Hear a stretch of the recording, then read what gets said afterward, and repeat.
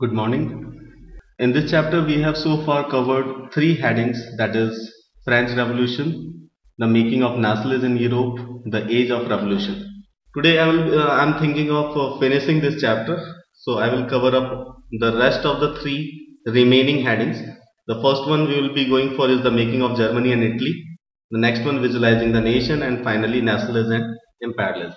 Making of Germany and Italy. So far in the chapter, we have seen how France converted into a nation, as we have already discussed in the previous modules also. In class 9th also we have studied about French Revolution. There the France became a nation, though at the end of that chapter France was again taken by a dictator, that was Napoleon. So once France became a nation, it was the turn of other states in Europe to turn into a nation state, and the number came of Germany and Italy. So in the module we are going to discuss about how Germany and Italy turned into a nation state. First of all, we are going to discuss about Germany. In the previous one we have discussed about the Frankfurt Assembly. We will again go through a bit part of Frankfurt Assembly. Then the initiative of making Germany a nation, the main work was done by Otto von Bismarck, and finally Kaiser Wilhelm I of Germany, of Prussia, was declared the king of Germany, of a united Germany. And later on we are going to discuss the steps which were taken in the unified Germany. The same way we have to learn about Italy. Sardinia Piedmont was the state which took the initiative. Joseph Mazzini's idea, we have already learned about Joseph Mazzini in the heading revolutionary. His ideas were basically behind the revolution that took place in Italy. Then came Cavour, who was the chief minister of Sardinia Piedmont, and with his help, for his help, there was a person, Garibaldi. Both of them defeated the other states and finally united Italy and gave the kingship to the Victor Emmanuel II. Then the third nation which we have to study in this part is Britain. The Act of Union 1707, which turned Britain into United Kingdom. The Catholics in the Scotland and Ireland were systematically suppressed. We are going to discuss under this heading, and fate of Ireland and how the England turned into a nation. So let us move towards the first part, that is the making of Germany and Italy. Let us recall the previous module. In that one we have learned about the Frankfurt Parliament that was convened by the liberal nationalists, and before that we have already learned about the revolutions that took place in France. Belgium broke away from Netherlands, and finally Greece became independent from the Ottoman Empire. So these incidents of revolution as well as the Frankfurt Parliament, which was convened by the liberal nationalists, gave a clear-cut idea to the aristocracy, to the kings, that now the people are fed up of their despotic rule and want to be liberal, want to get away from the clutches of the aristocracy or the despotic rulers. But if the initiative was taken by the common people, either it is going to be a revolution or it is going to be a formation of a parliament, like the Frankfurt Parliament was already been convened. So far both the things were not that much successful, but the messages were quite clear that people are now fed up and anytime they can go for anything. It can be a revolution. So if you want to protect yourself from the revolution, this time the initiative was to be taken by the kings themselves. Though the kings were not coming out of the luxurious life, they were living a luxurious life, they were not much interested in the affairs of the state. So finally the burden came on the army, which was there to protect the king. And as the heading says, Germany, can the army be the architect of a nation? So here in Germany the initiative was taken by Otto von Bismarck with the help of Prussian army and bureaucracy. He was the chief minister of Prussia, and with the help of Prussian army and bureaucracy he took on the leadership of the movement for national unification. He fought 3 wars over 7 years, in which he consequently defeated Austria, Denmark and France, and finally the complete area which was defeated by the army, which was led by Otto von Bismarck, got unified, and this one was termed as Germany. The 3 war over 7 years ended in Prussian victory and completed the process of unification. and finally Caesar William I of Prussia was declared the head of the new German Empire. So that was the unification of Germany. This initiative was taken by Otto von Bismarck, who with the help of army and bureaucracy defeated the states in Austria, Denmark and France and finally got Germany unified. But one thing is very much amazing, Otto von Bismarck did all the things but finally handed over the new nation, that was Germany, in the hands of Caesar William I of Prussia. Once the unification was completed, some new steps were taken so that this nation becomes a strong one and the aristocracy continues. The steps were: the new state placed a strong emphasis on modernizing the currency. We have already learned in the previous modules that when Germany was a confederacy of 39 states, they all were having different type of currencies and that was a major hurdle in trade. So when this new state was formed, steps were taken to modernize the currency, banking, legal and judicial systems in Germany. The main aim was to promote the middle class, the professionals who were indulged in trade. If they are going to trade all over Germany, they are going to bring the people together. More and more people will become interdependent on each other and that will unify the German nation. If we move towards the next one, then came the number of Italy. As it was the case of Germany, even Italy was divided into many states. Italy was divided into 7 states, of which only one state, Sardinia Piedmont, was ruled by an Italian princely state. Rest of the 6 states were ruled by the people of other clan, or you can say ethnicity. So simply the common people were not having any type of relation with the kings. They were not interested in the princely states. So the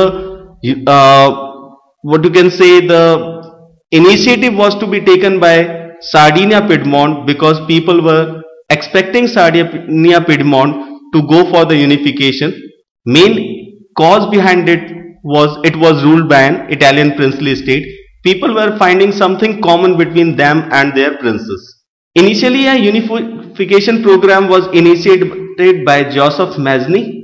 We have already learned about Joseph Mazzini in the heading of revolutionaries. Joseph Mazzini tried to bring the revolution in Italy. He formed various organizations. The first one was the Young Italy, through which he tried to unify Italy. He tried a revolution in Liguria but he failed and was finally exiled. But his ideas spread to other parts of Italy. Many people got together. Though they were not successful, but his ideas continued in the people of Italy. Then the initiative to unify the Italy fell on Sardinia Piedmont under its ruler King Victor Emmanuel II to unify the Italian states through war. But as we all know and as we have already discussed in Germany, kings were generally not interested in war. Basically it was the work of their army. So here also the burden fell on Chief Minister Cavour. Here I will have to insert T, it seems it's missing over here. Chief Minister Cavour, who led the movement with the help of Joseph Garibaldi. Garibaldi was a common man. He was also inspired by the ideas of Joseph Mazzini. He tried to gather the farmers and workers of Italy and wanted to unify the Italy as a nation. He helped Chief Minister Cavour. Chief Minister Cavour, though he was an Italian, but he was deeply influenced by France and he spoke French much better than he did Italian, and through a tactful diplomatic alliance with France, he tried to defeat the other 6 states, and later on he was helped by Joseph Garibaldi with the army of farmers and workers. They fought the war, defeated the other 6 states and finally got Italy unified. In 1961, Victor Emmanuel II was proclaimed the king of unified Italy. So that led to the formation of 3 nations in Europe. We have started this chapter with the unification of France. In the previous paragraph, we have learnt about the unification of Germany. The main architect of this unification was Otto von Bismarck, and then came Italy. The next heading which is coming is the strange case of Britain. We have to put emphasis on this word, the strange case. We have not used this word, the strange case, in France, in Germany or in Italy, but in Britain it was different. What was different? When we talk about the revolution in France, when we talk about the revolution in Germany or Italy, it was a revolution. Through revolution they have turned these states into a nation state, but in Britain it was totally different. Britain was turned into a nation state not through a revolution but through negotiations. In Britain, the formation of the nation state was not the result of a sudden upheaval or revolution. It was the result of a long drawn out process. As the English nation steadily grew in wealth, importance and power, it was able to extend its influence over the other nations of the island. The English Parliament seized power from the monarchy in 1688 at the end of a protracted conflict, which was the instrument through which a nation state with England at its center came to be forged. Basically, the people of England were traders. If traders were there, they wanted the government to frame laws which will be in the favor of traders. But as we all know, kings were not knowing anything about the trade. They used to live a luxurious life. They were not knowing anything about the trade. So the question came, or the question arose, how the kings will be knowing what will be the favor, or which laws are going to favor the traders and which laws are not going. So the negotiations continued between the traders and the king, and finally it was decided that a few representatives of the traders will get together. They will form a parliament and they will suggest the laws to the king, and the king will finally frame the laws. So here we have already, as I have told you, the English Parliament seized power from the monarchy in 1688 at the end of a protracted conflict, and this was the instrument through which a nation state with England at its center came to be forged. The Act of Union 1707 between England and Scotland resulted in the formation of United Kingdom of Great Britain. In the United Kingdom of Great Britain, three states were merged. It was England, it was Scotland, and finally the Ireland. England was dominated by the Protestants, Scotland and Ireland were dominated by the Catholics. So the Protestants of England tried to intervene in Scotland as well as Ireland. They promoted a revolt in Scotland and Ireland, and they tried to help the Protestants in Scotland and Ireland to suppress the Catholics over there. The Scottish Highlanders were forbidden to speak their Gaelic language or wear their national dress, and large numbers were forcibly driven out of their homeland. This was a simple way by which the ethnic tribes of Scotland were forced to forbid about their culture, their language, and to adopt the language or the culture of the Protestants. The same policy was followed in Ireland also. The English helped the Protestants of Ireland to establish their dominance over a largely Catholic country. Catholic revolt against British dominance were suppressed. Ireland was forcibly incorporated into the United Kingdom in 1801. That led to the formation of a nation state that was termed as United Kingdom. And finally, the symbols of the new Britain, the British flag, that is the Union Jack, the national anthem God Save Our Noble King, and the English language were actively promoted, and the older nations survived only as the subordinate partners in this union. If we are talking about the older nations, that means that is the Scotland and Ireland, and finally it was the Great Britain. So that was the formation of the fourth nation state in Europe. We started with the formation of France, then we studied about Germany, then came Italy, and finally it was Britain. I think here the chapter should come to an end, but two more headings are given in the chapter. One is visualizing the nation, and nationalism turned into imperialism. What do you mean by visualizing the nation? In the nation, as we have already learnt about, whether it was France, whether it was Germany, Italy or Britain, different people were residing, they were using different languages, they were following different culture, but were having something in common. So this commonness has to be turned into a visual. They have to turn the nation. They have to give a personified figure to the nation so that each and every person can get related with it. They can develop an emotional feeling towards it. And whenever the concept of visualizing the nation came, they visualized the nation as a female figure, and it was termed as an allegory. The female figure which was taken was not something which was related to any particular person. It was an figure, it was an imaginary figure, it was an abstract idea of the nation into a concrete form. The question which generally arises is why the people who visualized the nation or who went for the allegory didn't take an identical figure. The simplest question is, let us talk about India. Let us talk about a great freedom fighter, Rani Jhansi. If we convert Rani Jhansi as the allegory of nation, it can be that the people of Jhansi will feel delighted that, oh, somebody from Jhansi has been taken. But the people in the other part of the country will feel, okay, Rani Jhansi has done this great work. We accept that she has done great work. But in other parts of the country, other people were also there who would have done the same work. So why Rani Jhansi only? So it was not good to take an identical figure, but just to frame a figure which will be accepted by everyone. Nations were portrayed as female figure. It did not stand for any particular woman in real life. It sought to give the abstract idea of the nation a concrete form. Then we have to take the example of two allegories. In France, the allegory was christened as Mariana. Her characteristics were drawn from those of liberty and the republic. The red cap, the tricolor, the cockade. Mariana images were marked on coins and stamps. And in Germany, the allegory was Germania.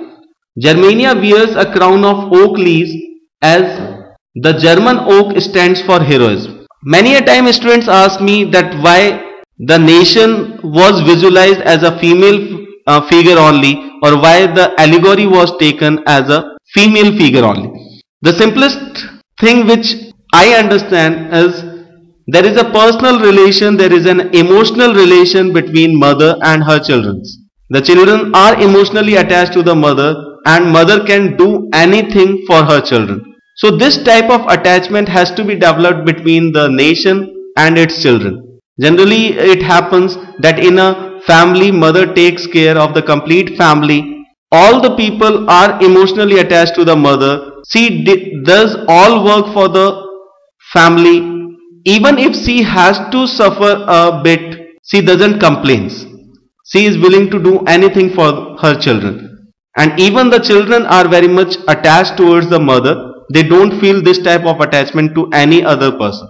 So this type of attachment has to be developed between the nation and its citizens, and most probably that can be a reason why the allegory was taken as a female figure only. If we come towards the next heading, that is nationalism and imperialism. When we started this chapter, we have talked about nationalism. There were various states, and later on these were turned into a nation state. Those states which were having something in common were united and it turned into a nation state. And finally Europe saw four nation states: France, Germany, Italy and Great Britain. But now the idea of nationalism was somewhat turning into imperialism. They were feeling that they want to, which nation is going to be considered the greatest nation. The nation which is having the maximum land will be considered as the greatest nation. But now not much land was left in Europe which was to be captured. So obviously they were looking outside, and outside came the colonies of, whether it was in America, whether it was in Africa or whether it was in Asia. Earlier they tried to win only those areas which were having something in common, but now they were ruling over those areas also which had nothing common with Europe. For example, if we take the example of colonies in India, our culture, our religion, our physiography, climate, nothing is common with England. But even then they started ruling over us. Because there was nothing which can be termed as a common thing. That's why they never termed India as a part of British United Kingdom. They always termed India as a colony, and this one was termed as imperialism. When they were looking for imperialism, the very first opportunity was provided by Balkans. Here we are going to study it with Balkan problem. Balkan problem later on led to the First World War, and finally we will end this chapter with the heading Rise of Nationalism in Colonies. If we read the problem of Balkan, here I have given it as a Balkan problem. Balkans led to the First World War. Now how the Balkans led to the First World War? Balkans was a region of geographical and ethnic variation and was under the control of the Ottoman Empire. Different people were residing over here. They belonged to different areas and they were ruled by Ottoman Empire, which was not having anything common with its citizens. If we talk about some of the ethnic variation in this area, it comprised modern day Romania, Bulgaria, Albania, Greece, Macedonia, Croatia, Bosnia-Herzegovina, Slovenia, Serbia and various other people. A large part of the Balkans was under the control of the Ottoman Empire, and this one was ruled by an Islamic ruler. So the people were not finding anything common between their empire, their king and themselves. Then came the idea of romantic nationalism. If you remember, romantic nationalism said that those people who are following a common culture should get united and form a nation. So in the Balkans, different people were there, they were following different culture, and their culture was much more common with the nations in Europe rather than the part of the Ottoman Empire. So these different ethnic tribes in Ottoman Empire wanted to get unified with Europe. They were fiercely jealous with each other. They wanted to be a part of Europe, and that was something which the Europeans were also looking for. For example, here it is written, Balkan states were fiercely jealous of each other and each hoped to gain more territory at the expense of other. European powers were also looking for the extension of their control over the area. So the Balkans provided them an ideal situation. They were looking for extra area, and the various tribals in the Balkans were trying to free themselves. But the question was, which European power is going to control over the Balkans? Each of them, whether it was Britain, whether it was Germany, whether it was France, they were looking to have more and more area in Balkans, which finally led to a series of wars in the region and finally the First World War. If we come towards the end of this chapter, that is Rise of Nationalism in Colonies, when these people, the imperialist powers, came for the ruling in various colonies, they brought various reforms. For example, in India, they spread English education. With the help of English education, the people of India came to know about the literature of Europe. We came to know about the great revolutions in America, which led to their independence. We came to know about the French Revolution or the Russian Revolution. When we read all these things, our reformers also thought that 300 or 400 or near about 200 years ago, Europe was having the same condition which the colonies in Asia and Africa were having right now. So when these people can get united, why can't we? And they started these movements where they were trying to unite the people in the colonies. For example, when we will be reading about the chapter The Nationalism in India, Mahatma Gandhi took the various steps through which he tried to unite the Indians and finally turned the movement into a mass movement. So we can say that the imperialism led to the nationalism in colonies. And how this nationalism worked, we'll be reading in the next chapters, that is the rise of nationalism in Indochina and the rise of nationalism in India. Thank you.